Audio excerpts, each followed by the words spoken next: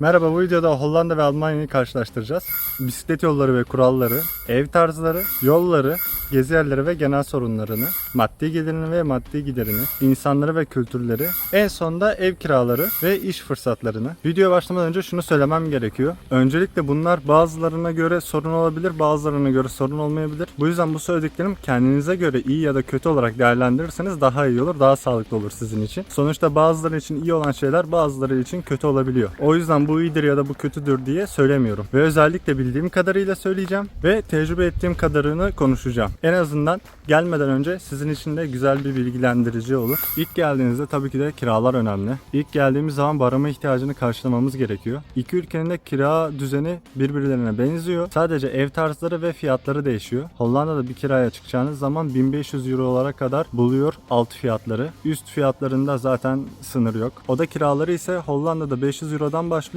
500 euro bulmak genelde çok zor. Bulsanız bile kötü oluyor. İyi bir oda tutmak istiyorsanız ortalama bir 1000 euro gözünüzden çıkartmanız gerekiyor. Almanya'da ise 250 euroya bile ortalama bir oda kirası bulabiliyorsunuz. Ev kiraları yerinden yerine göre değişiyor. 500 eurodan da başlıyor. 1500 eurodan da başlıyor. Bunlar tabii ki de ortalama ve Hollanda'da ev bulmak gerçekten çok zor. Zaten küçük bir ülke olduğu için, çok da kalabalık bir ülke olduğu için ev zar zor buluyorsunuz ve evi satın almak istiyorsanız da Hollanda'da zaten satın almak Almanya'dan daha çok zor. Çünkü Hollanda'da beğendiğiniz evi satın almaya gittiğinizde 20 kişi 30 kişi de sizle beraber gidiyor ve evin fiyatı, örnek veriyorum, 300 milyar ise ev sahibi satış fiyatının üstünü veren kişilere bu evi satıyor. Normalde bazı yerlerde tam tersi olur. Evin fiyatını pazarlık ederek düşmesi gerekiyorken burada pazarlık ederek ev fiyatı yükseliyor. Bunun sebebi evin alıcısı çok olduğu için normalde 300 milyarsa siz 300 milyar veriyorsanız biri gelip 320 milyar verebiliyor ya da 340 milyar da verebiliyor. En yüksek kim veriyorsa, ev sahibi kimi istiyorsa ona bu evi satıyor. Yani ev açık arttırmayla satılıyor diyebilirim. Almanya'da belki büyük şehirlerde böyle olabilir. Bu durumu Almanya'da görmediğim için bir şey diyemiyorum. Ve Hollanda'da ev kredisi daha kolay çıkıyor. Bu işlemleri hallettikten sonra ulaşıma çok dikkat etmeniz gerekiyor. Yaya olsanız bile, araba sürüyor olsanız bile, motosiklet sürüyor olsanız bile bisikletlere çok fazla dikkat etmeniz gerekiyor Hollanda'da. Bu durumu özellikle bastırarak söylememin sebebi Almanya'dan daha çok kuralları var bisiklet kuralları olarak. Bu durum Hollanda'da tam tersi olabiliyor. Bisiklet bazen yayadan daha önce gelebiliyor ve yayaya göre, arabalara göre, motosikletlere göre daha fazla hakları oluyor. Ve özellikle bu durumu kullanıp başkalarının canını yakmak isteyen insanlar da çok fazla var. Buna mutlaka dikkat etmeniz gerekiyor. Polisler bu durumun farkında. Bisiklet yollarını sürekli denetliyorlar bu yüzden. Almanya'da böyle problemler çok olmuyor. Neredeyse bisiklet kuralları ile araba kuralları aynı oluyor çünkü. Almanya'da bisiklet yine daha öncelikli oluyor. Yani ışıkta önünüzde veya da yanınızda bisikletli var. Sağa veya da sola dönecek. Siz de sağa döneceksiniz, örnek veriyorum. Onu beklemeniz gerekiyor. Ve Hollanda'da bisiklet sürmek cebinize çok fazla kar bırakabiliyor. Tabi bisikletinizi çaldırmazsanız. Eğer bisikleti çaldırırsanız zaten bir daha o bisikleti bulamazsınız. Hollanda'ya veya Almanya'ya çalışmaya gideceksiniz veya çalışacaksınız, şunu mutlaka unutmayın. Almanya'da genelde ev adresleri zor olmuyor. Türkiye'deki gibi kolayca bulabiliyorsunuz. Hollanda'da ev adresleri çok zor oluyor. Özellikle kurye tarzı bir teslimatla ilgili bir işte çalışacaksanız sizin için ilk başlarda aşırı zor olacak. Çünkü Hollanda'da tek ve çift bina numaraları var. Bunu da şöyle örneklendirebilirim. Tek sayılar bildiğiniz normal tek sayılar, bina numaraları tek sayıyla gider. 1, 3, 5, 7, 9 diye. Bu binalar yan yana olur. Eğer çift sayı ise 2, 4, 6, 8, 10 diye gider. Yani bunun kısa çözümü sonu çift numarayla bitiyorsa çifttir, sonu tek numarayla bitiyorsa tektir. Asıl zorlaştıran durum bu değil. Arada bir sıralı da gidebiliyor numaralar. Yani 1, 2, 3, 4 diye. Ve birçok yerde olduğu gibi eğer site ise A, B, C diye de gidebiliyor. Asıl zor yanı bunun bir kuralı yok. Yani karşı site çift sayılı olabilir. Onun karşısı tek sayılı olabilir. Ya da sokağın bir tarafı tek sayıyla gidiyor, diğer tarafı ise çift sayıyla gidiyor ve üstüne bu numaralar evin önünde, arkasında, altında, üstünde olabilir. Hatta orada yıllardır yaşayanlar bile birbirlerinin adresinin, numarasını bulamayabiliyor. Eğer sabit bir bölge gidiyorsanız 1-2 ay içinde alışıyorsunuz. Sabit bir bölgeye gitmiyorsanız işiniz çok daha zor olabiliyor bu yüzden. Hatta ben Hollanda'da bir siteye girdim. Senin Alpul Göl, ulaşım ise asma köprülerle yapılıyor ve genelde bu girişler çok dar veya da çok yokuş oluyor. Eğer çok teslimat yapacaksanız veya da ağır bir teslimat yapacaksanız evinize ya da herhangi bir işiniz bununla alakalıysa bu durum tehlikeli bile olabiliyor. Özellikle bu durumlardan dolayı el işçiliği Hollanda'da Almanya'ya göre daha pahalı. Buradan da maddi gelire ve maddi giderlere geçelim. Hollanda'da Almanya'ya göre daha fazla kazanıyorsunuz. Bunun en büyük sebeplerinden bir tanesi vergi. Bu tabii ki de normal çalışma saatlerine göre. Eğer normal çalışma saatlerine geçen mesai yaparsanız Almanya ile eşitleniyor bu durum. Tabii bu yaptığınız işten işe göre değişiyor. Almanya'da ise sabit. Sadece orada da şirketinize göre ve ailevi durumunuza göre vergi alıyor. Arada çok bir fark olmadığı için Almanya'da bu durumların. O yüzden Hollanda'ya göre gelir daha az olabiliyor. Ulaşımda ise eğer arabayla bir yere gidecekseniz akşam 6'ya kadar gelirseniz Hollanda'da ve Almanya'da yakın yerlere park edebiliyorsunuz. Tabii ki de garajınız yoksa. Eğer garajınız varsa geleceğiniz saat zaten fark etmiyor. İki ülke içinde saat adıdan sonra park sorunları başlıyor. Özellikle Hollanda'da yıllık park parası ödemeniz gerekiyor. İlk aldığınız araç için uygun olabiliyor. İkinci ve üçüncü diğer sonraki araçlar için bu fiyat artıyor. Ticari araçlarda ise bu fiyat daha çok artıyor. Arabalarda ve motorlarda özellikle Hollanda tarafında elektrikli çok fazla kullanılıyor ve tercih ediliyor. Almanya'da da yine fazla elektrikli var. Hollanda'daki kadar görmedim. Genel sorunlardan birini söylemem gerekiyor. Almanya'da bu durumu çok yaşamadım. Hatta neredeyse hiç yaşamadım. Ama Hollanda'da bu durumu sürekli ve her gün yaşadım. Diyelim ki otobanda araba sürüyorsunuz ve kurallara göre sürüyorsunuz ve önünüzdeki insan kurallara göre sürmeyebiliyor. Yani şeridin olması gereken hızından daha da yavaş gidebiliyor. Onu sollamak istediğinizde size yol vermeyebiliyor. Ya da sağ tarafa geçecekse bile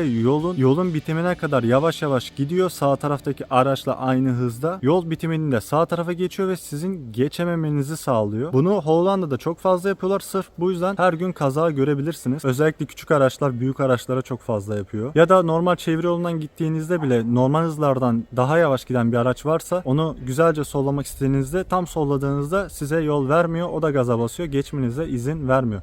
Özellikle bu araç elektrikli ise zaten geçmeniz çok zor oluyor. Ben bunu Almanya'da çok az gördüm. Hatta Almanya'da bu benim başıma bir kere geldi. Ama Hollanda'da en az 2 günde bir bunu yaşıyordum. Kurallara gelirsek Almanya'da kurallara daha çok uyuyorlar. Hollanda'da biraz daha az kurallara uyuyorlar. Garipsediğim bir durum var. Almanya'da kuralların cezası Hollanda'ya göre daha ucuz. Hollanda'nın trafik cezaları Almanya'ya göre daha yüksek. Ama Almanya'da kurallara daha çok uyuyorlar. Hollanda'da veya Almanya'da şehir içinde yaşıyorsanız gezebilmeniz için, yürüyüş yapabilmeniz için, spor yapabilmeniz için, hayvanlarınızı gezdirebilmeniz için her şehirde birkaç tane park oluyor. Şu anda ben öyle bir parktayım. Almanya'daki de çok güzel. Hollanda'daki de çok güzel. İkisinin tarzı birbirinden tabii ki de farklı coğrafi olarak. Hollanda'daki bu parklarda ışıklar olmayabiliyor. Almanya'daki parklarda ise yine ışıklar olabiliyor az bile olsa. Bu konuda iki yeri de karşılaştıramıyorum. Çünkü iki yerinde ayrı güzelliği var ve ayrı avantajları var. Eğitim konularında bu konuda çok fazla karşılaştırma yapamayacağım. İki tarafta da eğitim almadığım, gördüğüm kadarıyla söylemem gerekiyorsa öğrenci fazlalığı olarak Hollanda çok fazla görünüyor. Eğer Almanya'da, Hollanda'da eğitim gören birileri varsa bu konuda bilgiliyse yorumlara yazarsa çok güzel olur. Eğitim ağırlıklı ben Hollanda'nın daha baskın olduğunu düşünüyorum. İki ülkenin de okuyan insanlara çok fazla destek verdiğini de biliyorum. Bir durum var. Belki bu Hollanda'nın avantajı olabilir. Almanya'da İngilizceyi çok fazla kullanamıyordum. Zaten bunun sebepleri belli. Ama bu konudan şikayetçi değilim. Hollanda'da ise sadece İngilizce kullandım. Böyle bir örnek verebilirim. Hollanda'da daha okula başlamamış bir çocukla bile İngilizce olarak iletişimi çok rahat gerçekleştirebiliyordum. Tabii ki de Almanya'da da İngilizce seviyesi yüksek. Sadece insanlar bunu kullanmak istemeyebiliyor. Hangi ülke daha güvenli? Hollanda'da 7 aylık bir süreçten örnek vereceğim. Almanya'da ise 2 yıllık bir süreçten örnek vereceğim. Hollanda'da 7 ayda yaşadığım sorunların hiçbirini Almanya'da yaşamadım. Sadece Almanya'da bir durum yaşamıştım. Onun da videosunu çektim. O da tanıdığım yakın tarafımdan birinin cüzdanını çalmışlardı. O konuyla ilgili de şunu söylemem gerekiyor. O konuyla ilgili hiçbir gelişme olmadı. Cüzdanla beraber her şey gitti. Böyle durumlarda iki ülkede de mutlaka avukat tutmak gerekiyor. Almanya'da ben herhangi biriyle tartışmadım. Hollanda'da ise maalesef ki böyle durumlar oluyor. Sebepler aslında çok basit oluyor. Almanya'da genelde basit sebeplerden dolayı birbirlerine çok fazla bir şey yaptıklarını görmedim. Bu durumların sonucunda polise gitmeniz gerekebiliyor. Polise gittiğiniz zaman Hollanda'da ve Almanya'da şöyle bir farklar oluyor. Almanya'da sorunuzu dinliyorlar, tutanağı tutuyorlar. Gerekli belgeleri, evrakları size veriyorlar. Avukatla beraber bu durumu halledebiliyorsunuz. Hollanda'da ise benim gördüğüm durumlar, ben Hollanda'da 3 kere polise gittim. 3'ünde de video kaydım vardı. 3 durumda da haklıyım. Hollanda'da karşı tarafın bir durum işine gelmiyorsa, hoşuna gitmiyorsa siz kanunen haklı olsanız bile onun için haklı olmayabiliyorsunuz o kişi için. Bu yüzden bu durumdan size sorun çıkartıyorlar. Aslında bu durum onların da farkında olduğu bir durum. Yani haksız olduklarını biliyorlar. Ama siz özellikle yabancıysanız siz haksızmışsınız gibi size tepki gösteriyorlar ve size buna ikna etmeye çalışıyorlar. Tabii böyle durumlar Almanya'da da var ama bu kadar çok yok. Bir kere polis çağırmama rağmen, 2 kere de polise gitmeme rağmen şikayetim alınmadı, tutanak tutulmadı. Polis geldiğinde bana denilen şey şuydu. Bunu aramızda çözmemizi istediler. Yani Hollanda polisi, ben ve suçlu kişi olarak. Tabii ki de ben bu durumu istemedim. Ve polis merkezine gidip şikayet ettiğim zaman da şikayeti alıyor gibi sizin bilginizi alıyor ve orada kalıyor. Yani size bir tutanak bununla ilgili vermiyorlar. Elinizde herhangi bir kanıt olmuyor. Tek kanıt oradaki kamera kaydı. Biraz soruşturdum ve araştırdım. Bunu aslında direkt avukata vermem gerekiyormuş. Böyle haksızlıklarla karşılaştığınızda bu haksızlıkları da avukata verebiliyorsunuz. Yani kısaca şunu diyebilirim. Almanya'da herhangi bir sorun yaşadığınızda polis artı avukat. Hollanda'da sorun yaşadığınızda direkt avukat. Hollanda'da ve Almanya'da en önemlilerden bir tanesi market giderleri. Almanya Hollanda'ya göre daha uygun fiyatları var. Hatta Hollanda'daki Alman marketleri Hollanda marketlerinden daha uygun fiyat olarak. Örnek olarak Almanya'da haftalık 100 euro ile geçinebilirsiniz. Hollanda'da ben çok fazla dışarıdan yemememe rağmen aylık 700 euro, 800 euro, yeri geldiğinde 1000 euroya kadar market gideri olabiliyor. Bu yüzden buna çok dikkat etmeniz gerekiyor. İki tarafında park sorunlarından bahsettim. Hollanda'da özellikle bu yüzden küçük arabalar daha çok kullanılıyor ve daha çok alınıyor. Eğer gezmek istiyorsanız iki tarafta da özellikle kafelere gitmek istiyorsanız Hollanda burada daha fazla avantajlı olabiliyor. Çok fazla kafesi var, çok kültürel kafeleri var ve nereden baksanız her istediğinizi bulabiliyorsunuz. Özellikle en önemli olan durumlardan bir tanesi o ülkeye gittiğiniz zaman yapacağınız meslek. Hollanda iş bulma konusunda Almanya'ya göre daha avantajlı kalıyor. Bunun tabii ki de sebebi Almanya çok büyük bir ülke olduğu için, Hollanda'da çok küçük bir ülke olduğu için. Daha da önemli konusu iş haklarınız. İş haklarında Almanya daha önde. İş aradığınızda şirketler şunu söyleyebiliyor. 8 saat artı mesai duracak kişileri istiyorum diye. Tabii ki de Hollanda'da şirketler bunu yaparken ilanlara söylemiyorlar. Yani bunu kulak arkası söylüyorlar. Eğer bu duruma karşı geldiğiniz zaman çok fazla bir şey yapamıyorsunuz. Başka iş bakmak zorunda kalıyorsunuz kısaca. Çünkü uğraştığınıza değmiyor. Veya bir mevkide o işe giriyorsunuz ama başka bir mevkide sizi çalıştırabiliyorlar. Yani kısaca Hollanda'ya ilk gittiğinizde mutlaka bir tane avukat bulun kendinize. Almanya'da ise bu durum biraz daha farklı. Eğer bir haksızlık görüyorsanız bu haksızlığı şikayet ettiğiniz zaman avukata bile bazen gerek kalmayabiliyor. Zaten devlet size bu konuda çok fazla yardımcı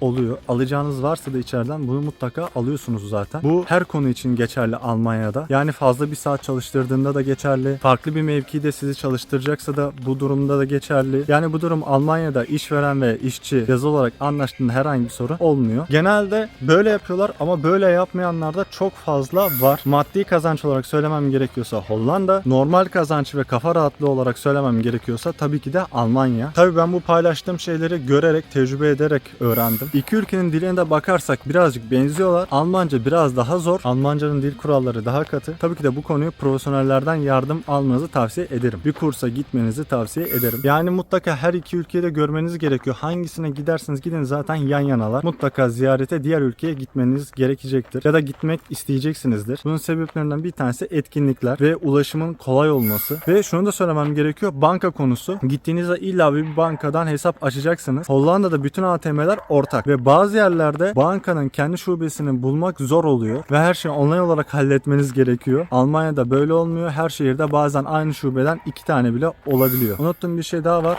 Evler genelde Hollanda'da Amerikan tarzı evler oluyor. Tabii bunun avantajı ve dezavantajı tabii ki de var. Almanya'da genelde kendilerine özgün bir şekilde oluyor. Ama Almanya'da da Amerikan tarzı evler var. Fark ettiğim durumlardan bir tanesi de şu. Hollanda'da video çekmek ya da video yapmak Almanya'ya göre daha kolay. Ve söylemem gereken durumlardan bir tanesi şu. Eğer Türkiye'de gezmeyi veya çevre edinmeyi çok seviyorsanız Hollanda bu konuda daha iyi. Etkinlik olarak da şunu söylemem gerekiyor. Eğer doğayı seviyorsanız, kamp yapmayı seviyorsanız, insanlardan uzak olmayı seviyorsanız Almanya burada daha iyi. Yani bu durumu ayırmam gerekiyorsa şehir içi etkinliklerde Hollanda daha iyi. Şehir dışı etkinliklerde Almanya daha iyi. Şu anda Hollanda'da veya da Almanya'da olan insanlar varsa, yeni giden insanlar varsa veya da orada doğup büyüyen insanlar varsa az çok benim ne demek istediğimi anlıyordur. Sizin de iki ülke için merak ettiğiniz durumlar varsa bunu mutlaka yorumlara yazın. Bir sonraki Almanya videosunda veya da bir sonraki Hollanda videosunda bu durumları da sizinle paylaşırım bildiğim ve tecrübe ettiğim kadarıyla. Ben sadece aklıma gelenleri şu an söyledim sizlere ve yorumlarınızı okuyorum. Yorumlarınız benim için çok önemli. Bunların sebeplerinden bir tanesi video az izlense bile o yorumlarda güzel yorumları görmek beni çok mutlu ediyor. Yorumları şu an size paylaşıyor olabilirim. Yorumları videolara da koyabilirim. Güzel yorumlarınız için de, güzel fikirleriniz için de teşekkür ediyorum. Bu yüzden yorum atmayı unutmayın. Merak ettiğiniz herhangi bir sorular varsa da bunları da sormayı unutmayın. Özellikle abone olmayı da unutmayın lütfen.